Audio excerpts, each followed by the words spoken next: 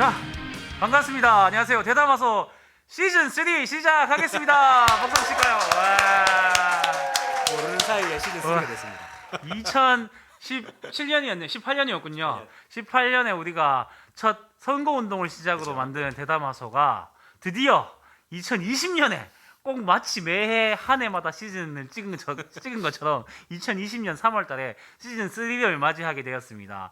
사실 뭐 시즌 3 맞이한 게 꼭 어느 카메라 봐야 됩니까? 근데 이거 새롭게 하니까 저게 제일 크네.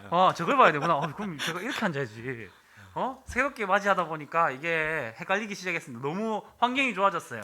조명도 막 디퓨저 막. 네, 아주 우리의 비밀 무기이자 유일한 구원자 구원자가 들어왔습니다. 누군지를 밝히지 마시고. 예, 우리의 구원자 작가님이 오셨습니다. 와, 드디어 우리 작가가 생겼습니다. 그래서 저희가 이렇게 대본이 생겼어요. 와, 너무 행복합니다. 아무것도 이 없이 당연한 일이 이제 예, 시작되네요. 아무것도 없이 하다가 이렇게 대본이라도 보고 하니까 너무 재밌습니다. 예, 대본에 적혀 있는 거 조금 얘기해 볼까요? 네. 3월을 맞아 저희가 새로운 모습으로 변화했습니다. 뭐 이렇게 적혀 있습니다. 그래서 저희가 코너도 조금씩 만들어서 편집을 조금씩 해서 코너별로도 내보낼 거고 전체 내용도 내보내고 이런 방향으로 편집을 좀 하려고 합니다. 코너는 뭐 정치, 사회, 문화, 예술 여러 가지 대해서 주제를 담아서 한번 얘기해 보려고 하고요. 우리 작가님이 잘 준비해 오실 것 같습니다. 너무 행복합니다. 정말. 정말 옛날부터 해보고 싶었던 건데 드디어 작가님 통해서 가능하게 됐습니다. 네. 그래도 이거 한 장 있는 것만 해도 정말 마음의 안위가 이렇게 편안합니다. 그러면 오늘 첫 번째 시간 대담하소 시즌 3 첫 방송을 시작해 보겠습니다. 좋습니다. 첫 번째 코너는요. 특별 코너네요. 코로나19 현장을 가다 코너입니다. 예. 제가 지금 보시면 알겠지만 오늘은 이 마스크를 꼈는데요. 침을 최대한 안 튀기고 하려고 그리고 자리도 조금 떨어져 있습니다. 떨어져서 이 마스크와 함께 보호를 하면서 하고 있는데 제가 지금 동산병원에 의료봉사로 나와 있습니다. 벌써 오늘이 11일째고요. 하고 있습니다. 쉽지 않네요. 구의원으로서 그렇고 개인적으로도 그렇고 원래 정의감이 투철하신 분이라서 특히나 거기다가 임상병리사 출신이라서 지금 이 나라에 꼭 필요한 것에 자기가 임하고 싶다 해서 자원해서 하셨어요. 거기에 대해서 정말 너무나 감사하기도 하고 자랑스럽기도 하고 제 개인적으로는 좀 부채감도 느껴집니다. 언제 이 빚을 갚을까 그런 생각도 들고 정말 감사하고 자랑스럽습니다. 우선은 동산병원은 지역 거점 병원입니다. 초창기 단계부터 지역 거점 병원이었기 때문에 사실 부족한 물품은 하나도 없습니다. 뉴스에서 뭐 모자란다라고 하시는데 보호복 이런 거 모자란 거 하나도 없고요. 동산병원은 아마 새롭게 생기는 곳들 뭐 선별진료소라든가 혹은 새로운 거점 병원 혹은 작은 병원들 그 경북대병원 작은 병원은 아니죠. 경북대병원 이런 곳들은 모자랄 수 있겠지만 저희 병원이 1차적으로 들어오기 때문에 동산병원에서는 부족한 물품이 없고요. 사람들이 왜 많이 궁금해하고 또 의아해하는 게 왜 식사에 대한 부분 있잖아요. 식사 또 너무 뭐 잘 나옵니다. 중국 대 한국 이러면서 막 이상한 뉴스들이 전혀 그런 오는데. 거 없고요. 중국 뭐 이 환자 식사도 너무 잘 나오고 도시락이 나오긴 하지만 너무 잘 나오고 있고요. 특히나 물품들 너무 많이 보내주시잖아요. 도시락부터 시작해서 샌드위치. 제가 깜짝 놀란 것은 아침에 가니까 에그 타르트가 있더라고요. 깔끔한 에그 타르트, 따끈따끈한 에그 타르트가 준비가 돼 있었어요. 에그 타르트도 오고 뭐 정말 간식들 너무 많이 보내주셔서 동산병원에는 최대한 이제 보내지 말아주시라 말씀드립니다. 특히나 음료수 너무 많거든요. 그래서 보내지 마시고 우리 보훈병원이라든가 아니면 각 선별진료소로 보내주시면 좋을 것 같습니다. 그리고 취약계층한테 보내주시는 게 더 좋을 것 같습니다. 그건 어떠세요? 그 왜 또 신문이나 우리는 뭐 기계인가요 하면서 노동량이 너무 많다, 너무 힘들다. 과로 안 그래도 피곤하고 이럴 건데 그거 초반에 사실 인력이 많이 부족했어요. 지금은 동산병원 기준입니다. 제가 다른 곳은 정확하게 모르니까 동산병원은 병원 자체가 코호트 격리라고 들어보셨죠? 뉴스에 많이 나오잖아요. 병원 자체가 격리 상태입니다. 병원 입구를 들어갈 때 보호복을 다 입어야 되고요. 나올 때 다 벗어야 되거든요. 들어가서는 보호복이 뭐 상처가 입었다 이러면 바로 나와야 됩니다. 뭐 선별진료소 이런 곳에서는 안경을 잠깐 벗었거나 뭐 마스크를 잠깐 내리는 부분도 뉴스에서 보실 수 있을 건데 동산병원 안에서는 그렇게 할 수가 없어요. 장갑을 낀 상태에서 안경도 만지면 안 되고 마스크도 만지면 안 됩니다. 문제가 생기면 그냥 내려가야 되는 상황이거든요. 그런 상황에서 2시간씩 근무를 하세요. 사진 보셔서 알겠지만 뭐 안철수 대표도 있던데 땀이 들어가자마자 나서 2시간 내도록 땀이 납니다. 푹 젖어서 저 같은 경우에는 첫날 양말까지 젖었었거든요. 그 정도로 젖고 2시간 정도 나오면 탈진의 상태가 되는데 2시간만 하고 근무가 끝나는 게 아니고 2시간 하고 나와서 1시간 2시간 쉬고 또 들어가야 됩니다. 2번까지 들어가는 것도 저도 할 만은 아니고 힘들긴 하지만 할 수는 있겠는데 3번 들어가시는 분들도 계세요. 간호사분들 중에서는 간호 인력이 너무 모자랐거든요. 왜냐면 24시간 간호사들이 상주해야 되는데 2시간마다 계속 번갈아 가면서 들어가야 되는 거죠. 그만큼 인력이 나오지가 않으니까 굉장히 힘든 상태였는데 현재 상황에서는 의사와 나머지 뭐 방사선사, 임상병의사 인력은 충분한데 아직도 간호사 인력이 조금 모자라긴 하지만 뉴스에서 보셨을 거지만 뭐 간호장교부에서부터 의료 자원봉사자들이 많이 나오셔가지고 이제는 조금 충분히 피로함을 덜 느낄 만큼의 인력이 모여졌다고 보고 있습니다. 근데 간호 인력은 아직까지 지원을 받고 있으니 지원을 해주시면 감사할 것 같습니다. 혹시나 자신 있으시다면 그리고 걱정 안 하셔도 되는 게 동산병원이 확진자 병동임에도 불구하고 아직까지 감염자가 한 명도 없습니다. 병동에 들어가는 인력 중에서는 감염자가 한 명도 없기 때문에 걱정 안 하셔도 된다고 말씀드리고요. 들어갈 때부터 철저하게 검사하고 나올 때 철저하게 벗는 거 도와주시는 분들이 다 계시거든요. 확인 다 해서 하기 때문에 걱정하실 게 없다라고 말씀드립니다. 그러면 보통 본인은 하루에 2시간씩 2번씩 들어가신 거네요. 저는 체열 담당입니다. 저는 체열을 담당하고 있는데 오전에 가서 2시간 내에 체열을 하고 남는 것을 오후에 2시간 정도는 안 걸리고 체열을 나머지 다 하고서 나오는 거거든요. 그래서 처음에 들어가면 2시간 정도, 오후에 들어갈 때는 한 1시간 안에 나온다고 보시면 돼요. 처음에는 익숙치 않아서 조금 시간이 많이 걸렸어요. 체열이란 게 이게 좀 재밌는 게 있는데 재밌는 게 동산병원이거든요. 제 첫 입사 병원이 동산병원이에요. 그리고 첫 입사해서 했던 일이 병동체열이에요. 그래서 제가 10년 전에 했던 일을 보호구만 입고 하는 거예요. 지금 저는 사실은 되게 재밌죠. 인연이란 게 참, 삶이란 게 참 재밌습니다. 그때 제가 그 일이 너무 하기 싫어서 그만뒀는데 잘리셨던 거 아닙니까? 먼저 2년 비정규직하고 무기계약직으로 해줄 수 있으니까 할래라고 했을 때 제가 안 한다고 했거든요. 너무 못하겠더라고요. 너무 힘들어서 정신적으로도 힘들었고 육체적으로도 힘들고 해서 그만뒀는데 그걸 제가 지금 자원해서 하고 있거든요.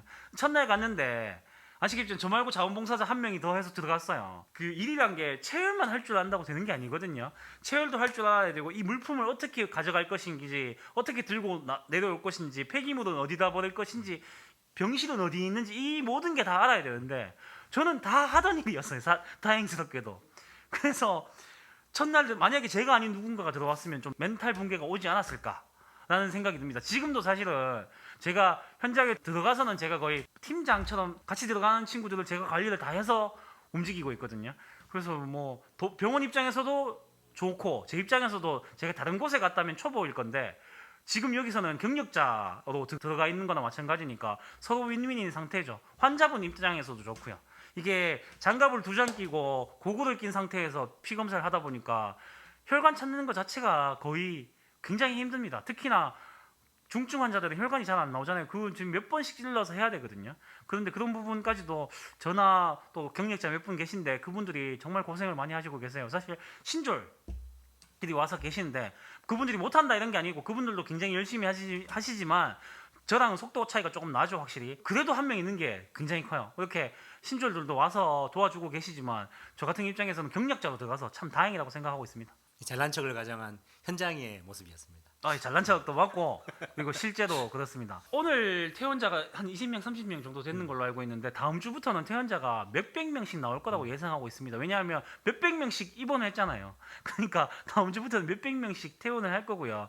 병실 안에 저희가 경증과 중증이 같이 있긴 한데 경증 위주긴 하거든요. 그리고 지금보다 더 경증인 사람들은 이제 생활치료소라고 불리는 다른 병동으로 보내기 때문에 다음 주부터는 몇백 명씩 퇴원을 하실 거고요. 이제는 퇴원자가 확진자보다 더 많은 수치가 올 거라고 보고 있습니다. 그때 되면 이제는 좀 조용해진다고 보시면 되죠. 이제 신천지도 거의 다 검사가 끝나가는 입장이고 신천지가 끝나고 나면 일반 사람들 위주에서는 확진율이 10%도 안 되기 때문에 검사율이 높아서 확진율이 높은 거예요. 만 명씩 검사 안 하기 시작하면 더 떨어지겠죠. 그렇게 보시면 될 것 같습니다. 그래서 한 1, 2주 정도만 조금 더 확진자는 이제 줄어드는 추세로 갈 거고 그 다음부터는 이제는 퇴원자들이 훨씬 많아질 거다. 그렇게 보시면 좋을 것 같습니다. 우리 시즌 2 때 우리가 코로나 전망을 좀 얘기했었잖아요. 네. 참 우리가 계산 못했던 게 한번 하나 딱 그거 하나다 그죠? 네, 신천지. 네. 아쉽게도 다 좀 재밌는 포인트는 말씀해드리자면 제가 체험하고 있는 거의 대부분 사람들이 신천지 교인이라고 보시면 됩니다. 성경책을 다 들고 계시더라고요. 욕하고 싶지 않고요. 저는 솔직히 이렇게 말씀드릴게요. 그분들도 피해자라고 봅니다. 저는.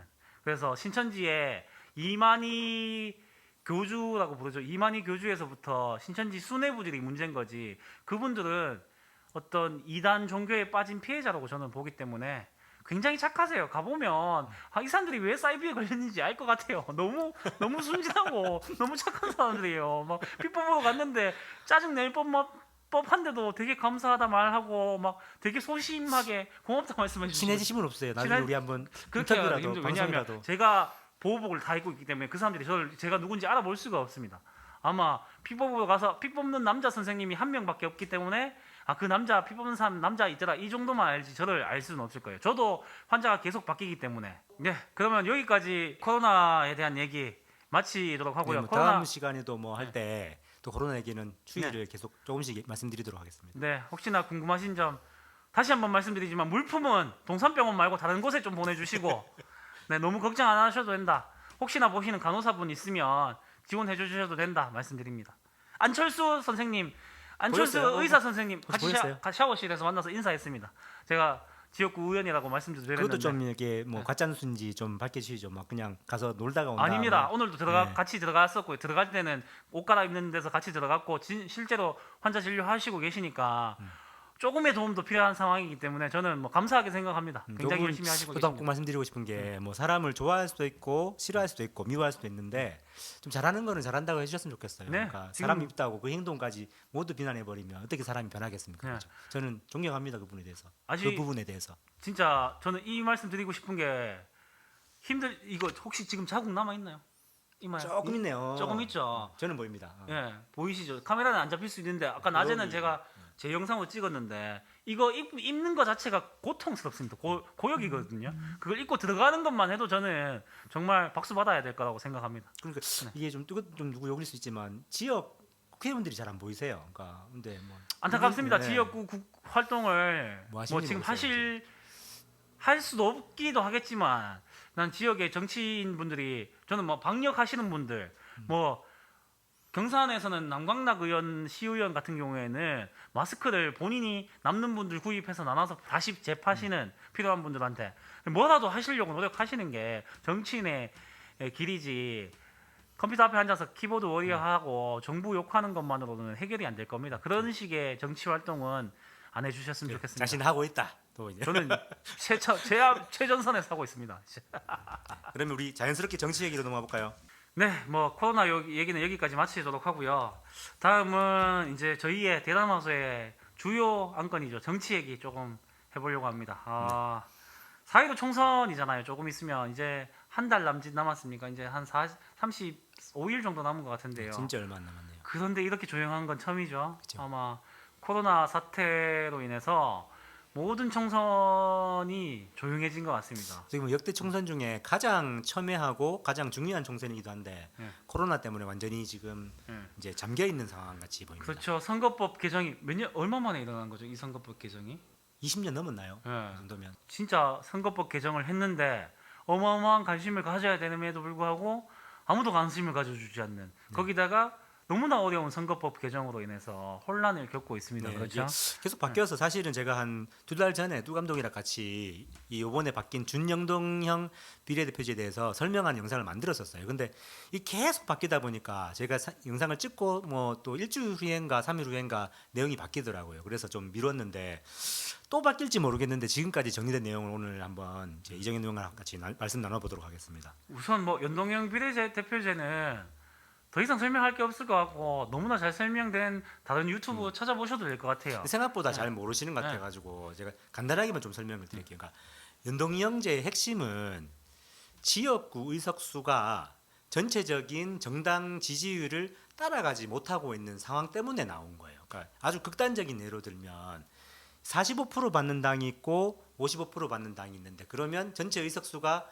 45% 55%에 가깝게 가야 되잖아요. 뭐 300석 중에 45 곱하기 뭐 해서 뭐 100 몇십 석 이렇게 나눠져야 되는데 실제로는 제가 극단적인 예로 들면 모든 지역구에서 45% 55%가 나온 거예요. 이쪽 당은 45% 이쪽 당은 55%. 그러니까 결론적으로는 100% 이쪽 당에서 지역구 의원이 나오는 상황이 생길 수가 있는 거죠. 실질적으로 지난 총선에도 그랬고 이번 총선에도 그럴 가능성이 아주 높거든요. 이런 극단적인 상황은 안 벌어지더라도 전국적인 정당 득표율에 안 맞게 특정 당이 조금 더 지지율이 높다는 이유만으로 이 지역구를 독식하게 되는 그런 상황이 생기니까 이거는 민주주의에 맞지 않다고 해서 유럽에서 생겨난 제도입니다. 그게 연동형 비례대표제고 뭐냐 하면 지역구 의석수에서 모자란 부분들이 생기면 그 전체 정당 득표율에 비해서 모자란 지역구 수를 채워주는 그런 과정이라고 간단히 설명드릴 수가 있겠습니다.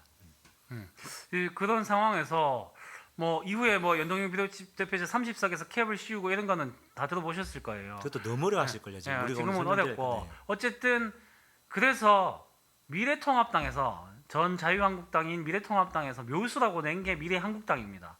그렇게 해서 자기들의 비례대표 선거를 조금 더 가져오겠다 의석수를 만들어냈거든요. 여기에 어떻게 대비할 것인가가 문제가 생겼는 거예요. 그런데 여기서 저희 의견이 조금 다른 게 예전부터 얘기했었는데 미래통합당의 경우 19대 총선과는 결과가 다르게 나올 때 19대 총선에서는 한 100석 정도 가져갔잖아요. 그 결과도 지금 대입하면 그 연동형 비례대표에서 의석수를 못 가져가지만 현재의 경우에 만약 미래통합당이 60석 정도를 가져가게 된다. 혹은 지역구에서 70석 정도를 가져가게 되면 사실은 비례 의석수를 더 가져갈 수도 있거든요. 그 부분을 지금 언론에서는 잘 얘기를 안 하고 있어요, 사실. 저도 이 부분에 대해서는 약간 의구심이 들고 있습니다. 이 부분 정확하게 좀 얘기를 해주시면. 요전에 제가 생각할 때는 모르신 분이 너무 많은 것 같아서 한번 짚고 넘어가면 좋을 것 같아요.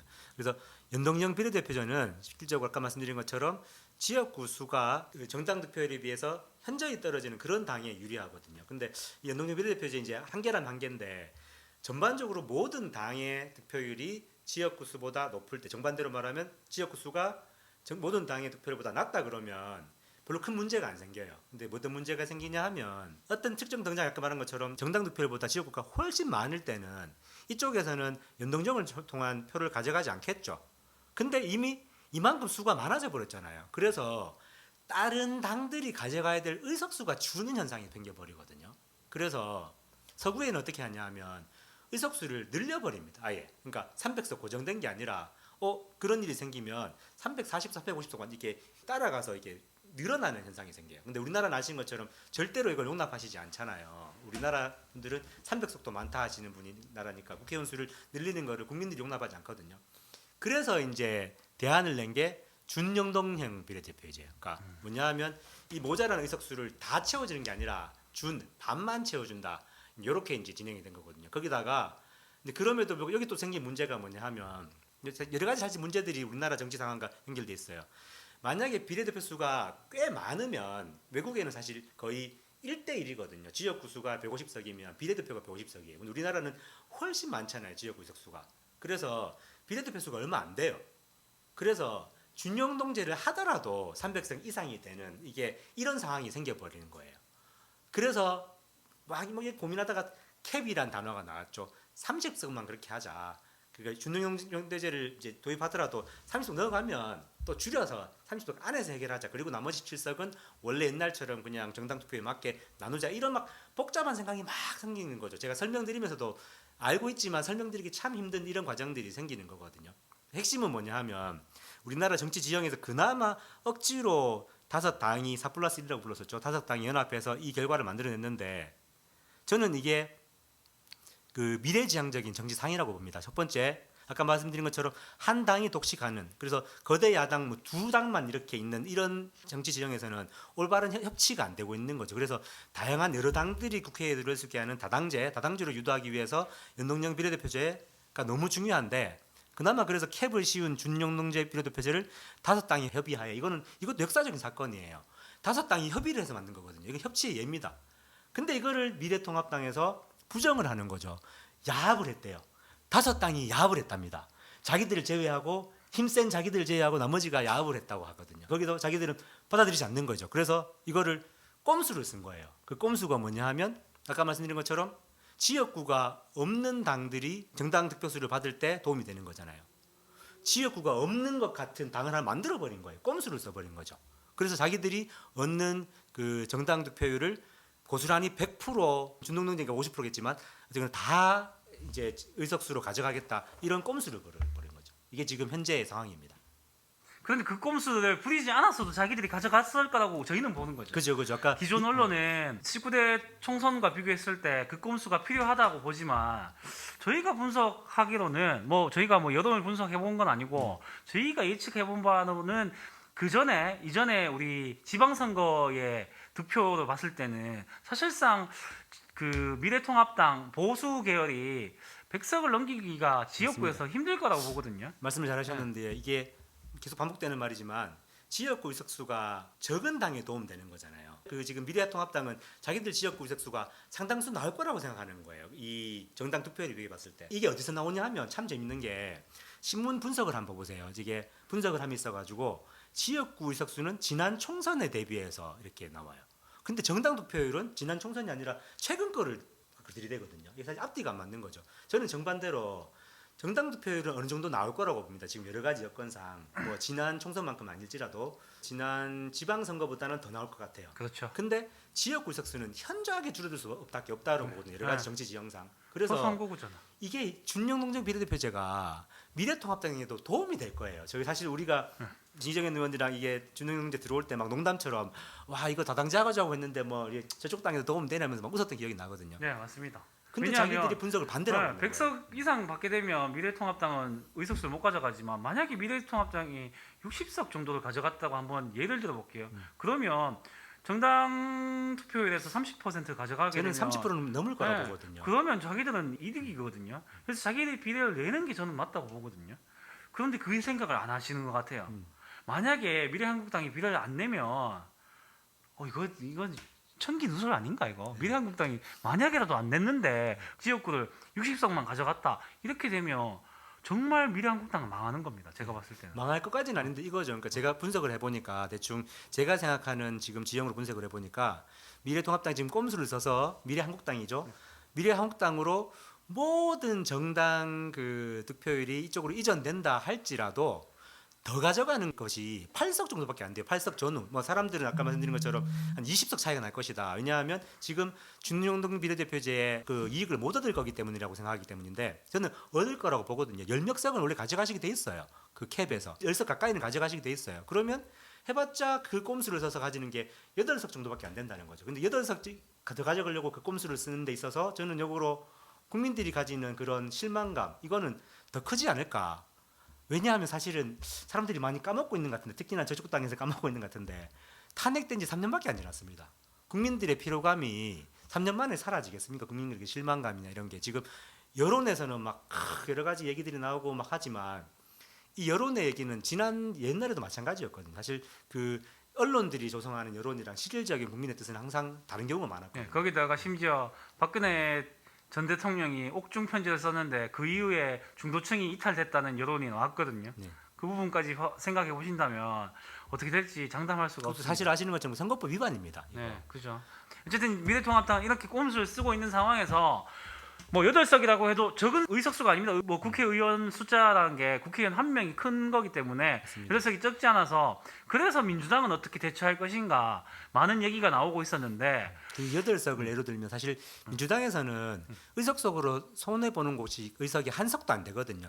민주당에 영향을 받지 않아요. 그럼 8석이 어디서 오냐 하면 준영동정 형을 비해서 이제 의회에서 더 표를 받게 되는 군소 정당들의 표를 뺏어가는 셈이 되는 거예요. 그렇게 되는 사실 거겠죠. 그러니까 민주당 내적으로 손해할 게 아무것도 없어요, 솔직히. 네. 근데 준영동정 형제가 나왔던 그 대의 다당제로의 진행에 있어서는 그 대의가 침해받게 되는 거죠. 그걸 못 참고 있는 상황인 거죠. 그리고 또한 이거는 저희의 예측이잖아요. 8석 정도 차이밖에 안 날 거고 미래통합당 입장에서 저희가 봤을 때는 100석 이하의 지역구석을 가져가지 않을까 하는 저희의 생각인데 그렇지 않고 기존 언론에 있는 미래통합당이 100석 이상 가져가고 거기다가 이 미래한국당 꼼수 정당을 통한 의석수를 포함해서 제1당이 될 수도 있지 않을까라는 걱정인들이 계세요 지금. 그 걱정을 대비한 방법을 내놔야 되지 않나라는 지금 방안이 여러 가지가 나왔었는데 결론적으로 지금 오늘 내일 중에 결정된다고 하고 있는데 민주당에서는 비례대표를 내지 않거나 혹은 낸다 하더라도 비례대표를 안 내거나 혹은 다른 플랫폼 정당을 만들어서 거기에 비례대표를 포함시켜서 민주당이 원래 가져갈 수 있었을 7석만 가져가겠다. 요런 두 가지 안 정도에서 지금 얘기가 왔다 갔다 하고 있었어요. 그 중에서 정의당과 녹색당이 거부함으로써 플랫폼 정당은 깨졌습니다. 그래서 지금 마지막으로 남은 건 저희가 봤을 때는 민주당이 비례정당을 안 내던가 아니면 그냥 가던 길 가던가 두 개밖에는 지금 안 남아 있는 상황이거든요. 어떻게 플랫폼 보세요? 정당을 왜 반대하는가에 대해서도 우리가 좀 설명을 드려야 될 것 같아요. 저는 타당한 이유가 있다고 보는 게 뭐 정치 공학적으로 봤을 때는 그렇게 해서 나중에 우리가 받은 걸 아까 말씀하신 것처럼 원래 받을 거 빼놓고 다시 돌려드린다 해도 문제가 안 되는데 이게 또 정치 공학적인 거잖아요. 또 우리가 지향하는 새로운 정치에 대한 거는 맞지 않는 거예요. 거기에 대해서 정의당이나 이런 당 입장에서는 또 그런 식으로 가지는 꼼수를 받을 수가 없는 거였죠. 왜냐하면 이걸 시작한 이유가 다당제라는 대의에서 시작한 거니까 그죠. 그래서 정의당, 녹색당은 아마 이런 이유에서 반대를 했는 걸로 저희도 알고 있고요. 그거는 유시민의 알릴레오에서 저는 들었습니다. 정확한 출처. 유시민의 알릴레오에서 이렇게 얘기를 하시더라고요. 어쨌든 저는 정의당의 입장도 존중합니다. 그래서 현실적으로 방안을 내보자 하던 것도 중요하니까 플랫폼 정당 지금은 시민사회에서 만들어진 그 최백은 교수님인가 하는 플랫폼 정당도 따로 있을 거고 그리고 또 정봉주 의원하고 손혜원 의원이 만든 열린민주당이라고 있잖아요. 저희 입장은 그 부분은 조금 반대하고 있는 입장입니다. 조금이 아니죠. 완전 반대죠. 왜냐하면 기본 4+1 정신 그러니까 다당제를 만들자 하는 정신에서는 어긋난다고 보거든요. 그 당에서 표를 가져가서 되면 결국에는 민주당으로 흡수될 가능성이 크기 때문에 그 부분에 대해서는 저희는 조금 반대의 입장을 가지고 있습니다. 그런데 어쨌든 간에 민주당이 비례대표를 내지 않는다. 이 부분은 저는 좀 찬성을 하거든요. 그 부분은 우선 첫 번째로는 그 다당제를 만들자고 하는 의도에서도 벗어나지 않고 두 번째는 민주당이 자기 걸 더 포기하는 거거든요. 7석마저도 포기하고 더 많은 다당제를 주고 대신에 미래한국당, 미래통합당이 만들어가는 꼼수도 저지하겠다. 이런 걸로 보이기 때문에 조금 저는 더 자세히 설명드리면 그러니까 우리가 비례대표를 후보를 내는 순간 정당 지지 득표율들이 우리에게 오는 거잖아요. 그 중에 근데 상당수는 아까 말씀드린 것처럼 그 지역구가 더 많은 상황이기 때문에 버리는 게 돼요. 그러니까 우리가 얻을 수 있는 거는 그 아까 17석에 나머지 17석에서 받는 한 7석 정도가 되는 거거든요. 근데 그거를 이제 포기하겠다는 거예요. 근데 사실 여기서 아까 이 방송 전에 이정현 의원이랑 서로 이거 맞나 했다 의아했던 부분이 있었는데 저는 확실치 않다고 보는데 뭐냐하면 만약에 우리가 비례대표제를 포기하게 됐을 때 우리가 명부에도 아예 사라져서 0.1%도 우리가 안 가져간다 그러게 되면 그 표들이 다른 군소정당인들의 분산이 되잖아요. 그러면 사표가 되지 않는 거죠. 굉장히 획기적인데 근데 아까 말씀드린 것처럼 우리는 그 7석을 아예 포기하겠다는 대전제가 된 거거든요. 사실 이거는 저는 만약에 우리 정당에서 이걸 한다 그러면 저는 완전 뛰면서 박수 쳐야 될 일이라고 생각합니다. 왜냐하면 정당은 기본적으로 이익을 위한 집단이거든요. 그러니까 이익이라는 게 나쁘다는 게 아니라 그 내부에 있는 정치적인 의사를 가진 사람들의 이익이 너무나 중요합니다. 근데 이 7석을 포기하겠다는 것은 뭐냐면 이미 우리 안에 훌륭한 비례대표 후보들이 나오고 있거든요. 그분 7명을 포기하겠다는 얘기가 돼요. 그러니까 우리 안에는 사실 엄청난 반발이 생길 거예요. 이거를 반발을 받아 안으면서도 그러면 이거를 포기하겠다는 것은 지금 정말 정당이 이 대의를 위해서 엄청난 자기 살을 깎아먹는 행동까지 하겠다는 거거든요. 이거는 정당 역사에 유리 없을 정도로 대단한 일이 될 거라고 저는 생각합니다. 네, 그런데 포기할지 안 하게 될지는 아마 이 방송이 나올 때쯤에는 결정돼 있을 것 같고요. 어떤 방향으로 흘러갈지는 지켜보셔야 될 것 같습니다. 그래서 저도 궁금합니다. 어떻게 결정이 될지 아마 오늘 내일 중으로 결정이 날 것 같은데 결정 나고 나면 그 부분에 대해서도 다시 한번 촬영하는 걸로 그 부분에 논평을 해보는 걸로 얘기를 했으면 좋겠습니다. 그러면 이제 비례정당 비례대표에 대한 연동형 비례제에 대한 얘기는 여기까지 하고요. 대구의 청선 지형은 어떻게 돼가고 있는가? 특히나 우리 지역 중남구에 대해서